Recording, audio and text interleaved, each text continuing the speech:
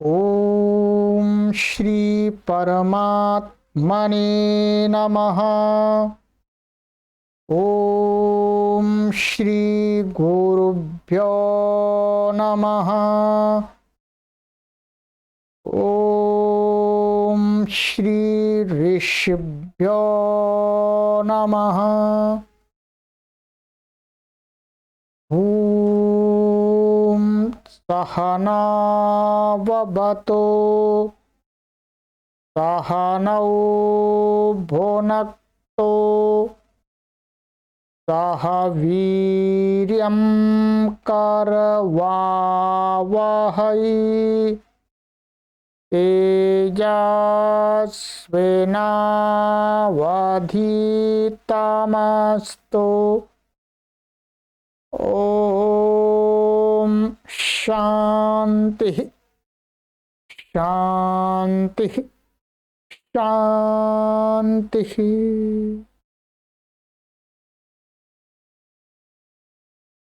सर्वेभ्यो नमः।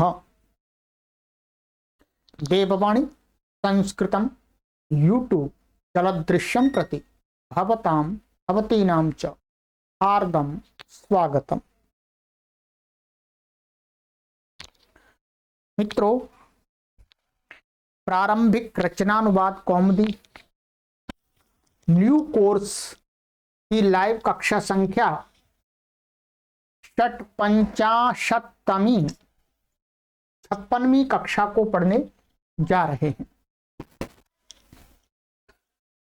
गत कक्षा में हमने आपको 10वां अभ्यास पढ़ाया था और गृह कार्य आपको करने के लिए दिया था।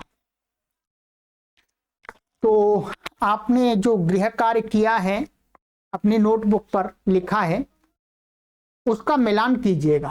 ठीक है, आप अपनी नोटबुक को खोल लीजिएगा, पेन को हाथ में ले लीजिएगा और मैंने आपको यहाँ पर संस्कृत बनाओ ये 1 से लेकर के 24 सेंटेंसेस आपको संस्कृत में बनाने के लिए दिए थे। ठीक है, तो सबसे पहले हम का के मिलान करते हैं, फिर खा के, फिर गा के। ठीक है, चलिएगा, आइएगा।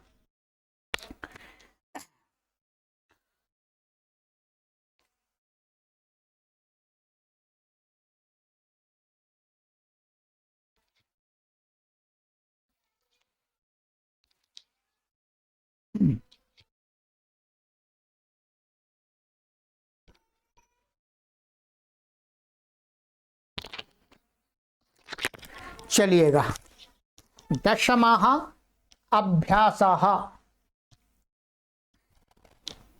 का प्रथमम पहला वाक्य, वह आदमी इस ब्राह्मण को धन देता है।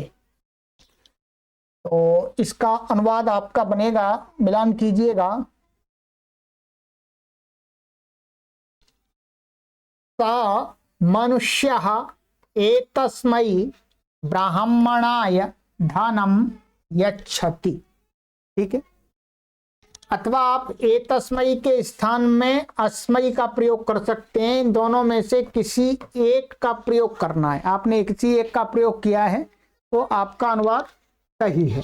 ठीक है, ये ध्यान देंगे, दोनों का प्रयोग नहीं करना है, एक का ही करना है। मैं आपको यहाँ विकल्प दे रहा हूं, जो मैंने आपको एतद शब्द और इदम शब्द के रूप याद कराए थे उसके अकॉर्डिंग। ठीक है, तो सा मनुष्यः एतस्मै ब्राह्मणाय धनम यच्छति अथवा सा मनुष्यः अस्मै ब्राह्मणाय धनम यच्छति।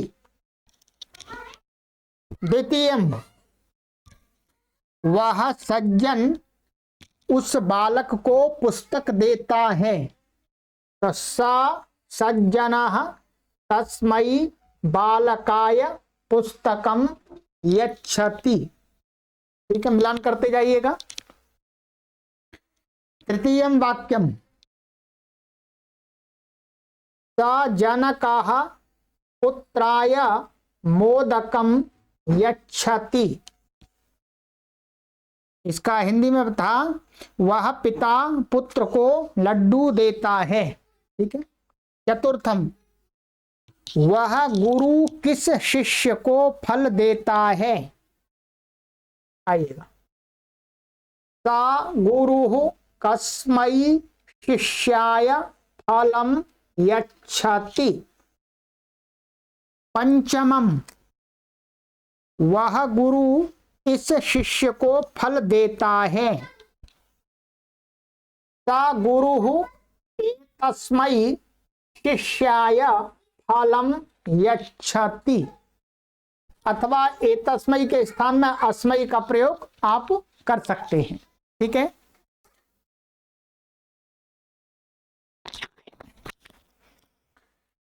षष्ठम, पंचमम, यहां पंचमम हो गया। षष्ठम, उस गुरु को नमस्कार। तस्मै गुरवे नमः।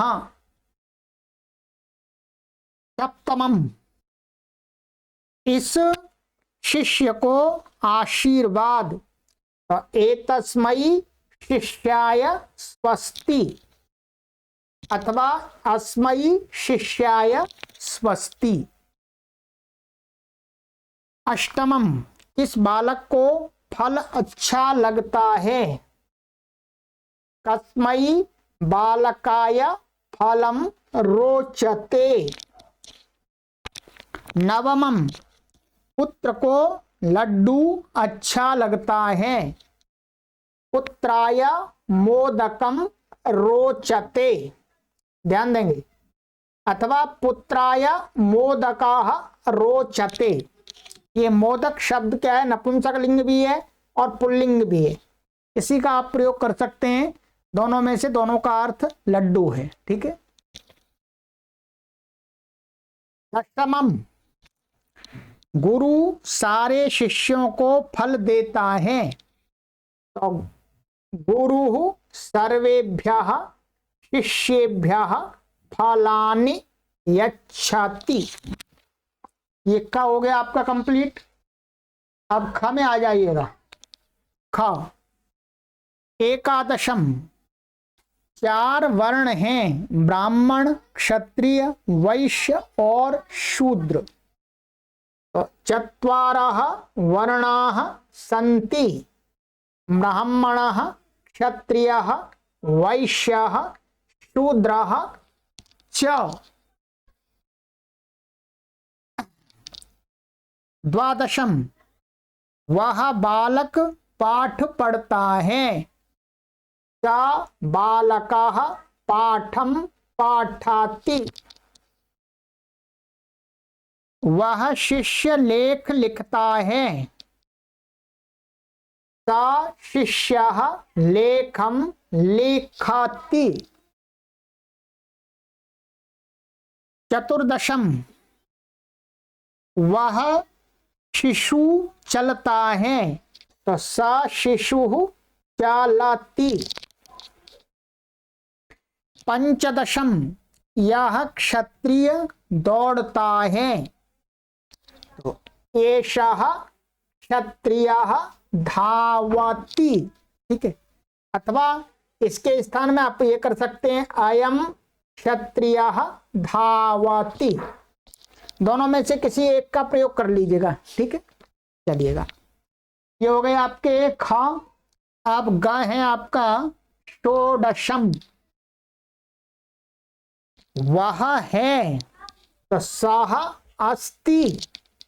सप्तदशम, तू है, त्वम असि। अष्टादशम, मैं यहाँ हूं, अहम अत्र अस्मि। वह वहां होबे। एकोनविंशतितमम्, सा तत्र अस्तु। विंशतितमम्, तू यहाँ हो। त्वम अत्र एधि, त्वम अत्र अलग अलग भी लिख सकते हैं, त्वम अत्र एधि एकविंशतितमम, मैं यही होऊं, तो अहम अत्र एव असानि, ये लोट का है, ठीक है। मैं द्वाविंशतितमम, वह यहां था, सह अत्र आसीत्, त्रयोविंशतितमम, तू कहां था, त्वम कुत्र आसीः, चतुर्विंशतितमम, मैं यहीं था, अहमत्र एव आसम। ये आपके 24 वाक्यों का मैंने मिलान करा दिया है। जितना आपका पूरा मिलान कराना था वो पूरा करा दिया मैंने। कहां पर कैसे बन सकता है वो सारा बना के दिखा दिया, ठीक है जी। चलिएगा अब चलते हैं आगे। इन्होंने कार्य दिया था कि क के जो क विभाग है उसके वाक्यों को क्या करना था, बहुवचन में बदलना था, और ग के वाक्यों को बहुवचन में बदलना था, ठीक है। यही यहां बताया था, देखिएगा, ये क को बहुवचन में बदलो और ग को बहुवचन में बदलो। तो अब आ जाइएगा, पहले क के बहुवचन के वाक्यों का मिलान कर लेते हैं, फिर ग के वाक्यों का मिलान कर लेते हैं, ठीक है। चलिए आइए, यह क बहुवचन है, ठीक है। अब मिलान करते जाइएगा आप।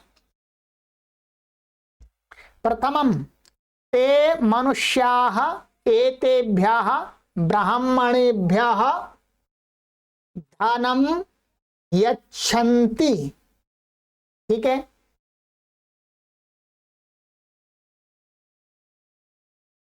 यहां पर दूसरा और क्या बनाया जा सकता है, एतेभ्य की जगह आप इदम का एभ्य प्रयोग कर सकते हैं, और धनम की जगह धनानी कर सकते हैं। बहुवचन में धनानी भी कर सकते हैं, एक वचन भी कर सकते हैं। मुख्य रूप से यहां पर और जिनको दिया जा रहा है और जो देने वाले हैं उनमें बहुवचन करना है, ठीक है।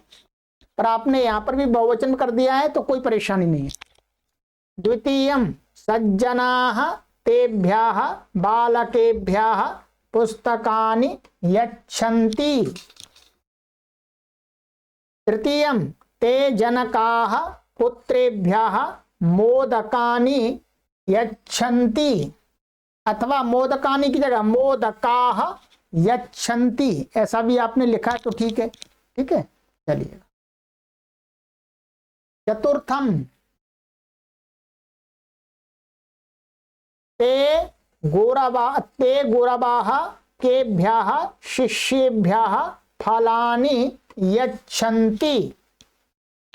पंचमम ते गोरवाः एतेभ्यः शिष्येभ्यः फलानि यच्छन्ति, अथवा एतेभ्यः की जगह आप एभ्यः भी लगा सकते हैं, ठीक है।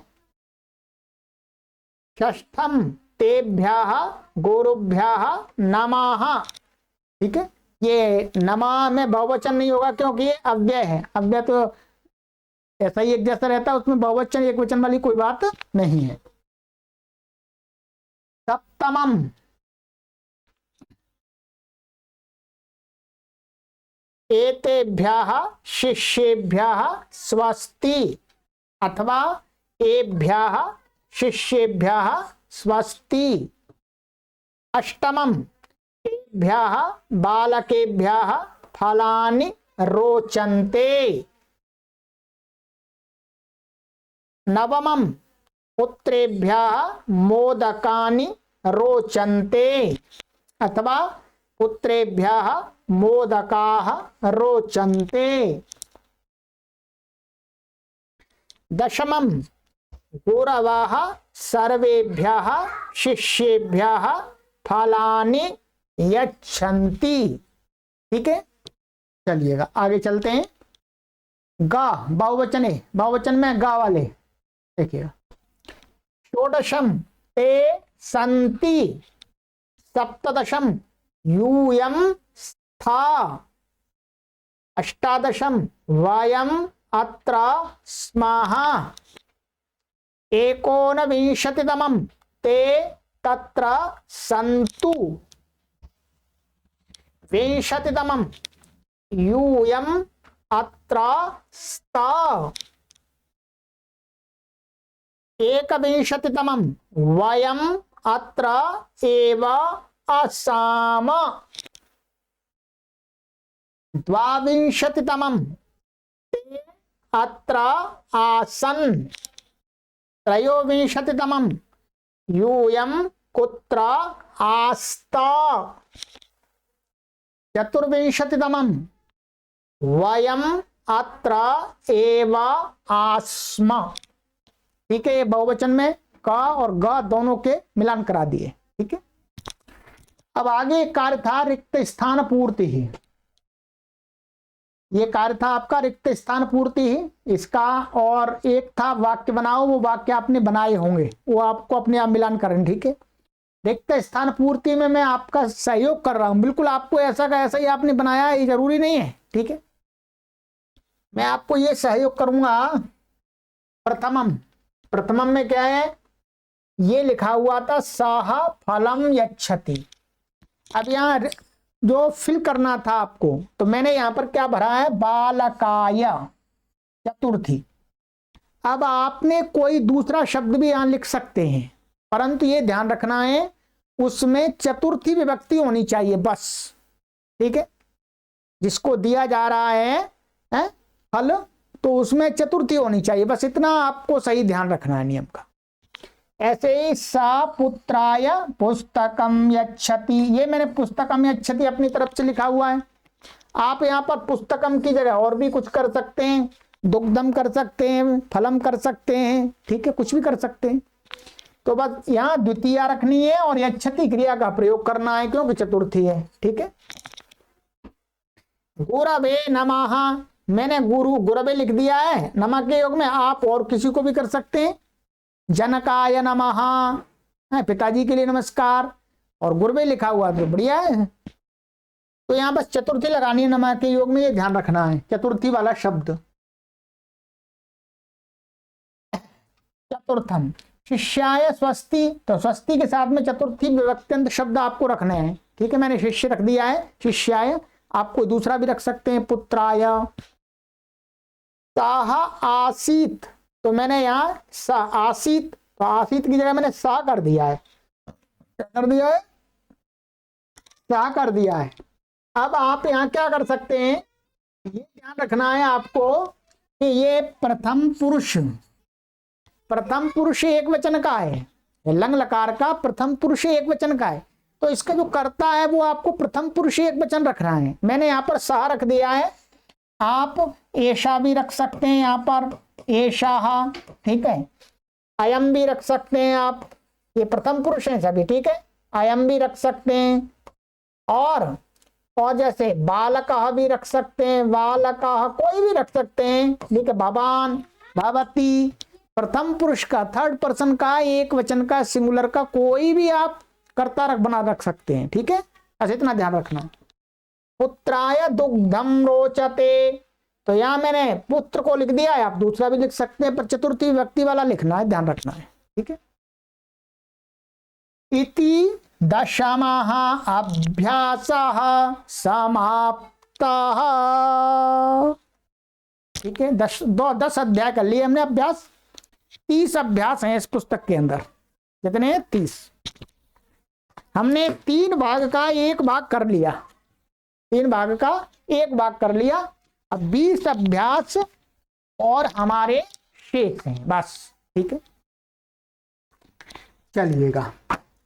अब हम ये जो अभ्यास पढ़ रहे हैं, हम लिखना सीख रहे हैं, इसके माध्यम से ध्यान रखिएगा, इस कक्षा के माध्यम से हम शुद्ध संस्कृत भाषा का लेखन तथा संभाषण भी आगे चालू होने वाला धीरे धीरे, और संस्कृत के जो ग्रंथ हैं, चाहे श्लोकबद्ध हैं चाहे गद्यबद्ध हैं, गद्य से युक्त हैं, उनको पढ़ करके समझना हमको सीखने का भी अभ्यास करना है। तो साथ साथ अभ्यास चलेगा।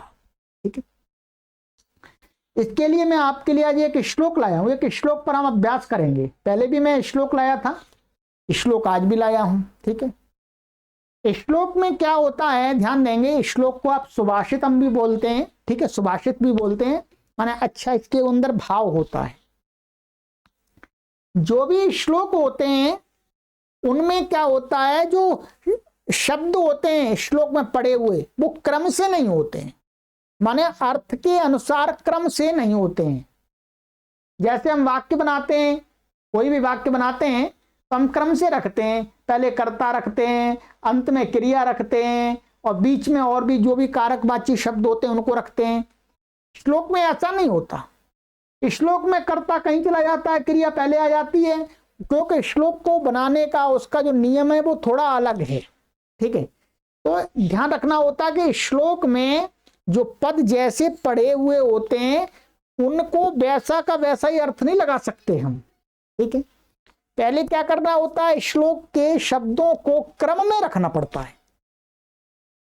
सबसे पहले तो हमें श्लोक में यह देखना होता है कि इसके अंदर कितने शब्द हैं, कौन कौन शब्द, उन शब्दों को अलग करना पड़ता है। फिर उन शब्दों को क्रम में रखना पड़ता है। ठीक है, और क्या होता है श्लोक में प्राय करके सब जो हमें अर्थ चाहिए उस अर्थ को कहने वाले सभी शब्द नहीं होते हैं, कुछ मिस होते हैं। क्या होते हैं, कुछ मिस होते हैं। मिस का मतलब साइलेंट होते हैं, उनको हमें अपनी तरफ से लगाना पड़ता है। क्या लगाना पड़ता है, श्लोक में हमें 3 चीजों का ध्यान रखना होता है। आप अपनी नोटबुक पर नोट कर लीजिएगा। जब भी हम श्लोक का अर्थ करें तो हमको सबसे पहले क्या करना है, श्लोक देखना है। उसके बाद में हमको करना होता है पदच्छेद लिखिएगा नोटबुक पर, क्योंकि आगे आपको श्लोक का अर्थ करना हम ऐसे ही सिखाते रहेंगे, श्लोक लाते रहेंगे आपके लिए। सबसे पहले क्या करना होता है, हमारे सामने कोई श्लोक है तो हमें उसका पदच्छेद का अर्थ होता है कि श्लोक के अंदर जो शब्द हैं यदि मिले हुए लिखे हुए हैं तो उनको अलग अलग करके हमें रखना होता है। माने शब्द को संस्कृत में क्या बोलते हैं, पद बोलते हैं। तो उनको पदच्छेद माने सभी शब्दों को अलग अलग तोड़ना पड़ता है। ठीक है, अभी मैं बताऊंगा श्लोक में।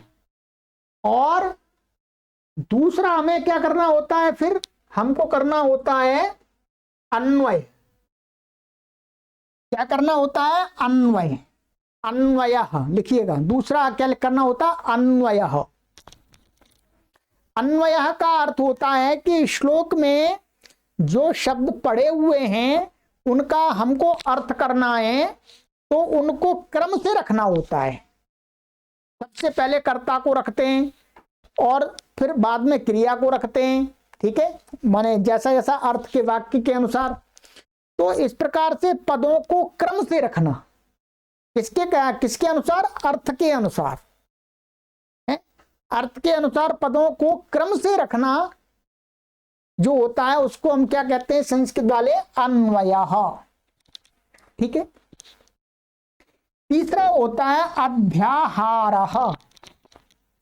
अध्याहार क्या होता है, श्लोक का हमें अर्थ करना है और श्लोक में कुछ जो शब्द हैं वो मिस हैं, साइलेंट है, वहां है ही नहीं, परंतु उनका अर्थ हमें चाहिए, अन्यथा श्लोक के शब्दों का अर्थ ठीक से नहीं बनता है। तो अपनी तरफ से जिन शब्दों को हमें जोड़ना पड़ता है अर्थ करने के लिए, क्या श्लोक के अर्थ करने के लिए हमें कुछ शब्दों को कभी कभी अलग से अपनी तरफ से वहां जोड़ना पड़ता है। उन शब्दों को कहते हैं, इस शब्द का ये अध्याहार है, तो अध्याहार।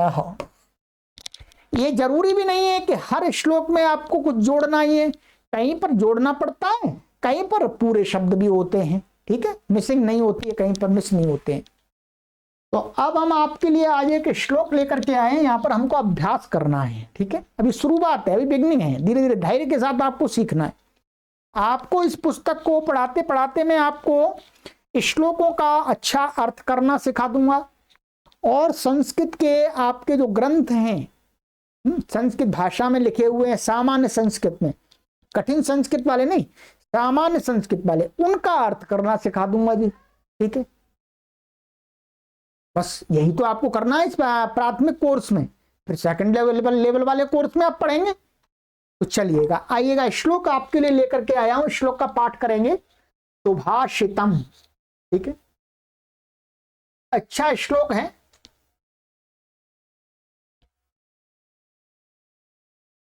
बोलिएगा, आप भी बोलिएगा मेरे साथ में। परोपकाराय फलन्ति वृक्षा, परोपकाराय वहन्ति नद्याः, परोपकाराय दुहन्ति गावः, परोपकारार्थमिदं शरीरम्, परोपकाराय फलन्ति वृक्षाः, परोपकाराय वहन्ति नद्याः, परोपकाराय दुहन्ति गावः, परोपकारार्थमिदं शरीरम्। बहुत प्रसिद्ध श्लोक है, आपने पहले भी सुना होगा। ठीक है, अब ये पूरे आपके श्लोक, एक श्लोक है, ठीक है, 4 पाद हैं इसके अंदर। ठीक है, श्लोक के अंदर क्या होता है, 4 पाद होते हैं, 4 टुकड़े होते हैं। जैसे हमने एक टुकड़ा ये कर लिया, दूसरा ये कर लिया, तीसरा ये कर लिया, चौथा ये कर लिया, 4 पाद हुआ करते हैं श्लोक के अंदर। ठीक है, किसी में अक्षरों का भेद होता है, किसी में कम ज्यादा होते हैं, वो श्लोकों के नियम है अपने। अब हमको सबसे पहले इसका अर्थ करना है, तो सबसे पहले हमको क्या करना होगा, इसके अंदर शब्दों को छांटना होगा कि इसमें हैं कौन कौन से शब्द, कुछ मिले हुए शब्द भी हैं इसमें। ठीक है, तो शब्दों को जब हम करते हैं तो पदच्छेद करते हैं, इनको अलग अलग रखते हैं। देखिएगा, जैसे श्लोक में बढ़े वैसे के वैसे ही क्रम से रख लेते हैं। ठीक है, अभी पदच्छेद के लिए हम क्रम में नहीं रखेंगे। ये देखिएगा, पहला शब्द है परोपकाराय, दूसरा है फलंती, तीसरा वृक्षाः, परोपकाराय वहन्ति नद्यः, परोपकाराय दुहन्ति गावः, परोपकारार्थम इदं शरीरम। श्लोक में क्या है, प्राय करके सभी शब्द अलग हैं, यहां पर एक शब्द को जोड़ करके लिखा है, ये आप देख रहे होंगे। बस यहां पर ये थोड़ा जुड़ा हुआ है, इसको भी हम अलग अलग कर लेंगे, परोपकारार्थम और इदम, ये अलग अलग कर दिया। ये हो गया आपका पदच्छेद। अब आपको ये ज्ञात हो गया, अच्छा इतने ये शब्द हैं इसके अंदर। ठीक है, अब हमें इसका अर्थ करना है। क्या करना है, अर्थ करने के लिए क्या करना होगा, हमको इन श्लोक के जो शब्द हैं इनको वाक्य के क्रम में रखना होगा। ठीक है, वाक्य में रखना होगा, जैसे वाक्य हम बनाते हैं उसका अर्थ करते हैं। तो अब आइएगा, अब सबसे पहले ध्यान रखेंगे, सबसे पहले श्लोक का अर्थ करने के लिए हम कैसे करें, सबसे पहले हमें क्रिया को देखना चाहिए। क्या देखना चाहिए, क्रिया को, पहले क्रियाओं को देखना चाहिए। माने एक एक वाक्य बनाने के लिए क्रिया देखी हमने, फिर क्रिया को देखने के बाद ये देखना चाहिए इस क्रिया को करने वाला कौन है। ठीक है, इस क्रिया को करने वाला कौन है। यदि श्लोक के अंदर क्रिया को करने वाला जो है उसके लिए शब्द है तो ठीक है, और नहीं है तो फिर हम अपनी तरफ से उसको रखेंगे, उसको बोलेंगे अध्याहार। ठीक है, क्या बोलेंगे, अध्याहार। तो इस प्रकार से फिर कर्ता हमने पहचान लिया, क्रिया को करने वाला कौन है। फिर उसके बाद क्या करना है हमको, फिर हमको देखना है यदि कर्म है तो कर्म को देखेंगे, कर्ण है तो कर्ण को देखेंगे, संप्रदान है तो संप्रदान को देखेंगे, अपादान है तो अपादान को देखेंगे, संबंध है तो संबंध देखेंगे षष्ठी, और अधिकरण है तो अधिकरण देखेंगे। संबोधन भी देख सकते हैं, संबोधन है तो जरूरी नहीं सभी हो, किसी में कर्म होता है, किसी में कर्ण होता है, किसी में संप्रदान होता है, ठीक है। तो जो फिर बीच में रखते हैं, कर्ता और क्रिया के बीच में हम रखते हैं इन सभी अन्य कारकवाची शब्दों को, ठीक है। अभी आपने सभी कारक नहीं पढ़े हैं, जितने पढ़े हैं उतने काफी हैं। अब देखिएगा, अब हम इसको रखेंगे यहां पर। यहां पर क्या है, आप देखिएगा, यहां सबसे पहला जो ये है, यहां पर क्रिया क्या है, सबसे पहले देखिएगा क्रिया क्या है, फलंती। क्या है, फलंती। ये देखिए फलंती क्रिया है। अब फलंती क्रिया आपने समझ ली, हाँ, फलंती में फलते हैं, फल देते हैं। अब कौन फल देते हैं, अब हम प्रश्न करके जान सकेंगे कर्ता कौन है। फल कौन देते हैं, तो फल देते हैं वृक्ष। अच्छा, वृक्ष को कहने वाला इसमें शब्द है तो है, ये आ गया वृक्ष, आ गया वृक्षा, ठीक है। अब इस वृक्ष को हम सबसे पहले ले आएंगे, वृक्ष शब्द को सबसे पहले लाएंगे, कर्ता को हम पहले रखते हैं। हाँ, श्लोक में अर्थ करने के लिए पहले क्रिया को पहचानते हैं, क्रिया कौन सी है, ठीक है, पर रखते उसको अंत में, वाक्य में अंत में रखते हैं। फिर कर्ता को पहचान करके कर्ता को सबसे पहले ले आते हैं, फिर बाद के बीच में रखते हैं, ठीक है। अब यहां पर क्या है, एक तो क्रिया ये है और ये इसका कर्ता हो गया, बीच में इसको रख लेंगे, एक वाक्य बन गया। अब यहां पर ये क्रिया वहंती, वहंती क्रिया है, बहती हैं। कौन बहते हैं, यहाँ क्या है, नद्याः, ये बहुवचन का है, नदी शब्द का, नदियां, तो ये कर्ता हो गया, तो इसको पहले रख देंगे, ये बाद में आ जाए, बीच में आ जाएगा। और फिर दोहंती, दूध देती है, ठीक है। कौन दूध देती है, प्रश्न किया तो इसमें लग रहा है कौन दूध देती है, भैंस, गाय, तो यहाँ पर कौन सा शब्द है, गावः, ये गौ का, गो का बहुवचन है, तो गावः ये कर्ता बन गया, गौ दूध देती है। और इसको बीच में रख लेंगे, ये पहले आ जाएगा और ये बीच में आ जाएगा, द्वंद्व बाद में जाएगा। और यहां पर क्या है, अब यहां पर क्या है, क्रिया है नहीं, यहां पर क्रिया है ही नहीं। अब क्रिया हमको सोचनी पड़ेगी अपने आप, क्या क्रिया लग सकती है। तो अब क्रिया हम इसके लिए लगाएंगे यहां पर कि पहले देखेंगे या क्रिया नहीं है, तो यहां पर इदम शरीरम परोपकारार्थम अस्ति, माने है अर्थ आ रहा है, तो है के लिए कौन सी क्रिया है, अस्ति लगा देंगे, तो अस्ति क्रिया लगा देंगे और ये कर्ता बन जाएगा और ये बीच में ले आएंगे। अब आ जाइएगा, जितना भी आपको समझ में आया, अभी जरूरी नहीं है आपको पहली कक्षा में पूरा समझ में आ जाए, आपको 20% समझ में आ रहा है ये क्रम, तो आपको धीरे धीरे पूरा आ जाएगा, ठीक है। अब देखिएगा, अब हमने इसका अन्वय करेंगे तो क्या होगा,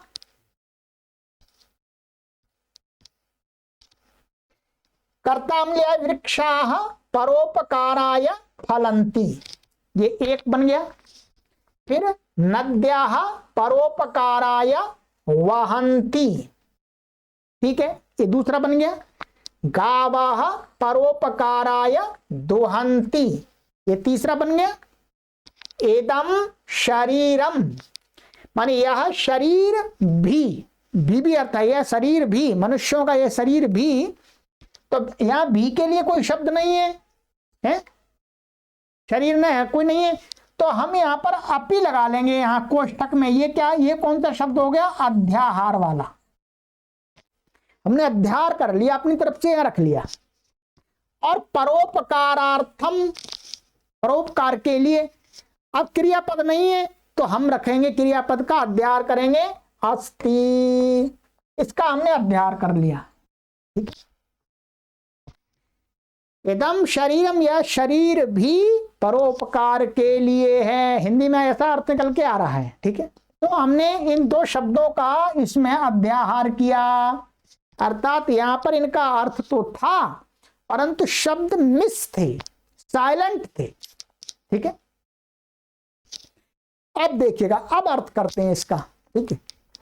वृक्षाः परोपकाराय फलन्ति। अभी वृक्षा क्या बहुवचन है, बहुवचन है, तो वृक्ष परोपकाराय, तो परोपकाराय माने जो चतुर्थी होती है उसका हमने कुछ तो पढ़ दिया, अभी पूरा नहीं पढ़ा, अगले अभ्यास में भी पढ़ेंगे। तो चतुर्थी का एक अर्थ के लिए भी होता है, हमने वहां विभक्ति चिन्ह वाले में आपको बताया था, चतुर्थी विभक्ति जिसके साथ लगी होती है उसका अर्थ आप के लिए भी निकाल सकते हैं। क्या निकाल सकते हैं? के लिए। तो यहां पर क्या है, हमने जो नियम पढ़े थे कल पिछली कक्षा पिछले अभ्यास में, वो नियम कोई नहीं है, किसी को देना भी नहीं है, कुछ भी नहीं है, ठीक है। यहां क्या है, के लिए अर्थ आ रहा है चतुर्थी का। तो परोपकाराय माने वृक्ष परोपकार के लिए, परोपकार का अर्थ होता है दूसरे के ऊपर उपकार करने के लिए, दूसरे का जीवन चलाने के लिए। फलंती माने फल देते हैं, अर्थ निकल के आ गया पूरा। तो कर लेंगे आप आराम से, कोई बात नहीं, आराम से आएगा। नद्यः, ये नदी का बहुवचन में अभी आपको आगे रूप याद करेंगे। नदी शब्द है, उसका बहुवचन में प्रथमा व्यक्ति में क्या बनता है? नद्यः। बहुत सारी नदियां हैं, वो क्या है? परोपकाराय माने पर उपकार के लिए, दूसरों के लिए। वहंती माने बहती हैं। नदियां पानी तो नहीं पीती, वृक्ष भी फल अपने आप नहीं खाते, किसके लिए फल आते हैं? किसके लिए फल आते हैं? दूसरों के लिए, मनुष्य लोग खाते हैं अथवा दूसरे पशु पक्षी खाते हैं। इसी प्रकार से नदियां होती हैं, वो स्वयं तो जल नहीं पीती, किसके लिए जल बहती हैं? पानी कौन से? हिमालय से ले जाकर के समुद्र तक ले जाती है पानी को, किसके लिए? मनुष्यों के लिए। रास्ते में मनुष्य पीते रहते हैं, नहाते रहते हैं, कपड़े धोते रहते हैं, खेती करते रहते हैं, और अपनी गाड़ियों को भी धोते रहते हैं, और पानी को गंदा भी करते रहते हैं। तो नदियां अपने लिए तो नहीं बहती। तो क्या है, नदियां परोपकार में दूसरों के लिए ही बहती हैं, दूसरों के ऊपर उपकार करने के लिए। और फिर गावाः परोपकाराय दुहंती। गावा का मुख्य रूप से अर्थ यहाँ पर गाय, गाय हैं, और गाय के समान अन्य भी पशु हैं जो दूध देने वाले हैं, भैंस है, बकरी है, भेड़ है आदि हैं, ठीक है। तो ये जो गाय हैं वो दूध किसके लिए देती है? अपने लिए तो नहीं देती, अपने उनको तो नहीं पीना। गाय अपना दूध तो नहीं पीती, भैंस भी नहीं पीती, कोई नहीं पीता। तो गावाः परोपकाराय दुहंती, गाय परोपकार के लिए ही, मान दूसरों के लिए ही दूध देती हैं। तो कहते हैं, जो श्लोककार है, कवि है, वो ये कहना चाह रहा है, इदम शरीरम माने मनुष्यों का ये जो शरीर है, ये भी क्या है? अपी माने भी, परोपकारार्थम। ये या परोपकारार्थम, ये अगले अभ्यास में आप पढ़ेंगे। तो जिसके पीछे अर्थम जोड़ देते हैं तो उसका अर्थ के लिए हो जाता है। क्या हो जाता? के लिए। तो परोपकारार्थम माने परोपकार के लिए। अस्ति माने है, माने ये मनुष्य का जीवन भी परोपकार के लिए। ये केवल अपना ही खाना पीना पेट भरना उसके लिए नहीं है, हम तो मनुष्य हैं। जब वृक्ष हैं, नदियां हैं, पशु हैं, ये दूसरों के लिए अपना जीवन जीते हैं, तो मनुष्य इतना स्वार्थी है क्या? उसका इतना श्रेष्ठ बताया गया है संसार में, तो वो अपने लिए जिए नहीं। कहते हैं, कभी कहते हैं, इदं शरीरम अपि परोपकार्थम अस्ति। ये शरीर भी समाज की सेवा करने के लिए है, अच्छी बातों का प्रचार प्रसार करने के लिए है, ठीक है। केवल खा करके सो जाना, फिर सुबह उठ करके फिर साफ सफाई करके बस फिर खा लेना पी लेना, इसके लिए नहीं है, ये परोपकार के लिए है। इदम शरीरम अपि, परोपकार के लिए है ये शरीर भी, ठीक है। परोपकारार्थम, तो इस प्रकार से आपको अर्थ करना है, ठीक है। अब मैं इनमें आपको सभी शब्दों में विभक्ति और वचन बता देता हूं, ठीक है। आप स्वयं धीरे धीरे इसको सीखना है अपने आप आपको। इसमें क्या है देखिएगा, वृक्षाः, ये क्या है? पुल्लिंग शब्द है, प्रथमा विभक्ति का बहुवचन का रूप है, जैसे रामाः, परोपकाराय रामाय चतुर्थी विभक्ति एक वचन है, ठीक है।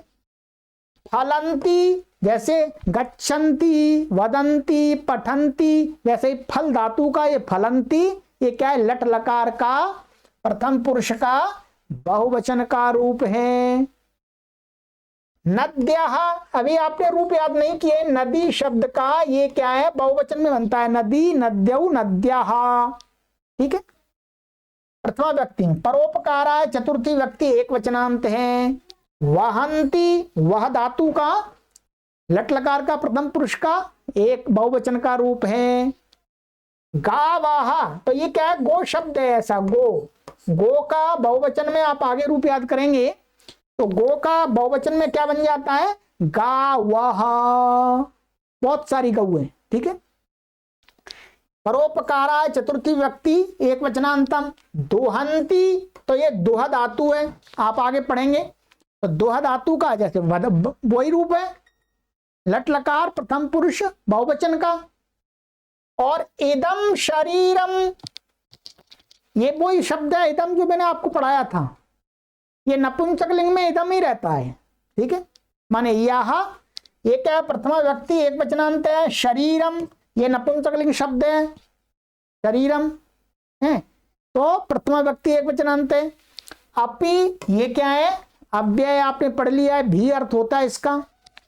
परोपकारार्थम, ये क्या है, परोपकारार्थम, ये प्रथमा विभक्ति एक वचनांत रहता है, ध्यान देंगे, क्या रहता है, प्रथमा विभक्ति एक वचनांत रहता है।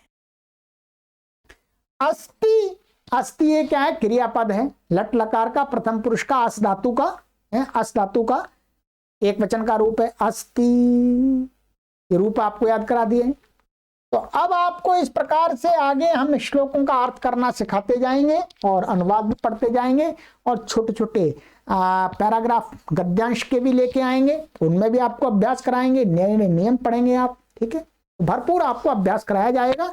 और ये ऐसे ही आप संभाषण सीखेंगे, एकदम संभाषण अचानक नहीं सीख सकता कोई व्यक्ति, धीरे धीरे क्रम से ऐसे ही आपके पास शब्दों का भंडार, वाक्यों की संरचना की बुद्धि आपकी बनती जाएगी, आप समझ बनती जाएगी आपको, तो फिर आप अपने वाक्यों का निर्माण करके अपने अनुसार वाक्यों को, जहां जो वाक्य बोलना है वो बोलेंगे, ठीक है। कोई संभाषण ऐसी चीज नहीं है कि आपको वाक्य रटा करके के भाई जो बोलो, ऐसा नहीं होता, अवसर देख करके वाक्यों को भिन्न भिन्न तरीके से बोलना होता है, ठीक है। चलिएगा, तो ये श्लोक हो गया आपका। आइएगा एक बार और पाठ करते हैं, बहुत सुंदर है, आप इसको स्मरण अवश्य कर लीजिएगा श्लोक को, और भी आगे श्लोक हम लाते रहेंगे आपके लिए। बोलिए, परोपकाराय फलन्ति वृक्षा, परोपकाराय वहन्ति नद्यः, परोपकाराय दुहन्ति गावः, परोपकारार्थमिदं शरीरं, परोपकारार्थमिदं शरीरम। तो मित्रों, हमारा मनुष्य जीवन तभी सफल है जब हम इस मनुष्य चोले से कुछ दूसरों का उपकार कर दें।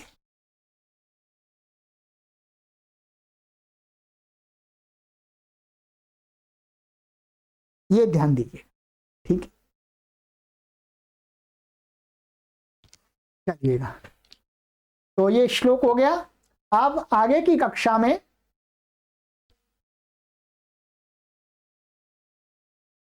11वां अभ्यास, ठीक है, 11वां अभ्यास है, इसको आगे की कक्षा में पढ़ते हैं। तैयार रहिएगा मित्रों, परिश्रम करते रहिएगा, आप देख रहे हैं हम भी परिश्रम कर रहे हैं। चलिएगा, सर्वेभ्यो नमः।